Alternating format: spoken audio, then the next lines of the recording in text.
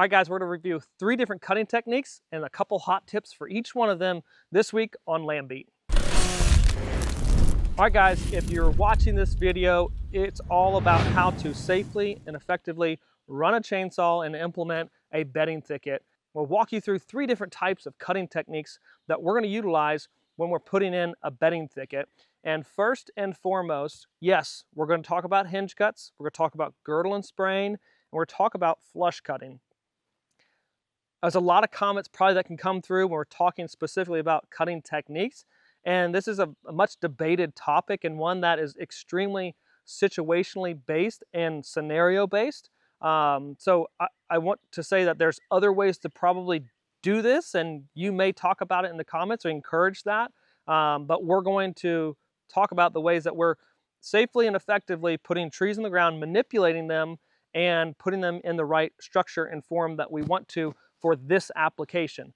This is not always just directly felling trees from a logging scenario or for processing firewood. So those techniques may look a little different than this, but just keep that in mind as we're talking to one another in the comments and what you guys see here in this video. But first and foremost, we're going to talk about hinge cut. You'll first notice that this is a hard, dense fiber wood. This is a white oak. Typically, I'd like to stay with the softer type woods. That way it reduces some barber chairing, which is when the tree falls too hard and fast and then kicks up.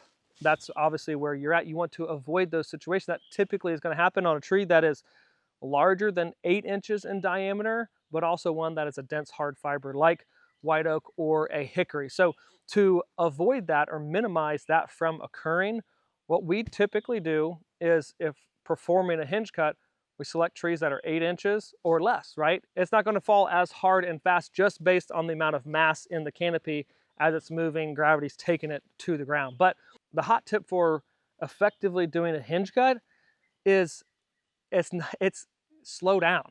That's it. You're going to hinge cut a tree based on the direction that it naturally wants to fall, right?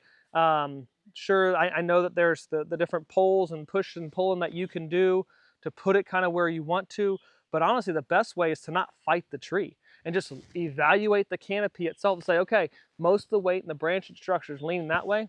Guess what? I'm taking it that way. And the way I'm going to do that, I'm going to come in the backside, of course, cut 3/4 of the way through it, or 80% roughly, but I'm going to do it at a slower pace. I'm going to let that tree naturally begin to start to fall. Instead of just coming in hot and ripping through this thing, I'm going to just come in, and when I get to that 65, 75% way through with my saw and leaving the rest of it intact, I'm backing out and I'm letting that tree just begin to move that direction that I know it's going to go, and I'll place a hand on it and push my weight into it, and it's going to fall slowly. The slow nature of it helps protect the cambium layer on the side that's not cut. That's going to help survive, keep that tree alive. But don't rip through this thing and go too fast, or you're going to have that barber chairing action, and or you're going to damage that cambium layer if your goal is to keep this thing alive. So just move through it nice and slow, and don't try and course correct that tree. Just evaluate like you would if you're direct felling it and say, it's going to go that way. I'm not going to fight it, and I'm just going to let it go that way. Sounds really simple because it is. Let's just be wise when we're doing our hinge cuts and not bite off more than we could chew or should chew, and we'll remain safe and probably have a longer lasting hinge itself. All right, next up, we've got direct felling. Now, this is a higher direct fell, but I wanted to, as an example, have one that we didn't have to worry about all the understory and brush, whatnot around it. So this one is a little bit higher, but what you can see is this is, again, a direct fell. This is greater than 8 inches in diameter, still in the white oak family, but we can see that two cuts were done to this. And essentially, I did not take a wedge out of this tree. What I did was a relief cut. So I came in knowing that this tree was going to fall this direction. This is the base right here on the ground, so it fell this direction. What I did though, my first initial cut was come in horizontal or horizontal parallel to the ground itself, came in and basically relief the fiber, relief cut right here, the fibers that the tree was going to fall into. Okay, so that's how it gets its name, relief cut. So it's just a horizontal cut, and this thing was leaning decent, right? It was just, we knew it was going to go that way. So I pre-cut the front of it. I did not create the wedge. I just pre-cut the front of it. And then I came in the backside, 1/4 inch, 1/2 inch above that relief cut, and came in knowing that it's wanting to go this way, and then just came in above it. Not, I see everyone wanting to try and cut it at a steep angle like this. Just come in flat. If it's headed that direction, the worst thing to do is come in at an angle, because what you may have happen is this trunk slip out like this from behind you, since you've already cut this and it's at a steep angle. That's where things get in a hairy situation. You don't want to be around that tree when that happens. So I come in the backside knowing it's going to go that way, moving through at just a decent pace with a chainsaw, not just, again, trying to rip through it. And when I've got just a little bit left, that tree is giving way and falling, popping basically a 1/2 inch of fiber left, and I've safely felled that tree the proper direction. But I did a relief cut, come in horizontal with the ground, and then come on the backside 1/2 inch to 1 inch above my relief cut height, and came in and cut from the backside. Left about 3/4 of an inch of fiber in the center, and that tree went straight down just like you would want to, not too fast. It gave me plenty of time to get out of there and move on to my next tree. The last technique that we're going to cover is a simple girdle and spray. And as you can see, this is the largest diameter tree or largest class of diameter tree that we've treated elsewhere. The reason for not dropping this, even though it could safely and effectively be dropped, is this is going to clog up the area. This is going to take a long time for it to degrade and fire to consume it. I don't need that.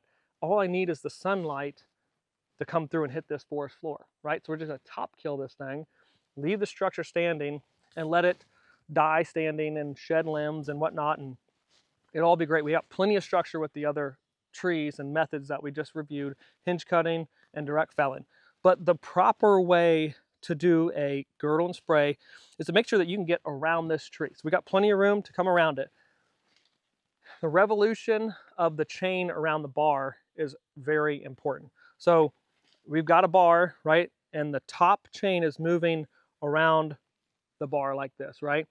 And what we want to do is match the direction the chain is moving with the direction we're going around the tree. So I'm holding a saw like this. I'm going to come in and know that that chain essentially is going to go around the bar, and it's going to pull me around this tree, right? So I'm moving around the tree the same direction that the chain is moving around the bar, right? So we don't have any binding of the chain with the bar and this and that. So just easy, guides you right around here, pulls you right through. It's a pretty quick action, but it's just easy. You're not working against the saw or fighting. I see a lot of people trying to like piece it together, almost doing like this sweeping action. Chain's going like this, but you're going backwards, right? It doesn't work that well. Just use the center of the bar itself and let it pull you right around that tree. Safe, easy, and effective. And just make sure, know your bands, and do not have to, connect necessarily. They just need to overlap, right, to effectively girdle this tree. I do a single band and apply herbicide into that single band. You can double girdle and use herbicide. If you're using the right herbicide, though, there's no point in double girdling. It's either going to be effective or it's not, but I just use the right herbicides, right? That is 50% water, 48% glyphosate, and 2% milestone is a great cocktail. There's many others out there. Sometimes if you have the wrong percentages, they don't mix well and they gel, and can be hard to utilize and rely on in the field in varying conditions. So I try and utilize that herbicide cocktail as much as possible. But then after I'm done, I'm going in with my solo little hand sprayer, and I'm spraying and applying the herbicide right into that cut. I'm walking away and not thinking twice about it. I know that this tree, in a few weeks' time, will be showing the signs of its imminent death. Essentially, we're going to lose leaves, sunlight's coming through, and we're off to the races on getting more sunlight in here, but effectively, safely terminating this tree standing like we did the rest of these larger diameter trees.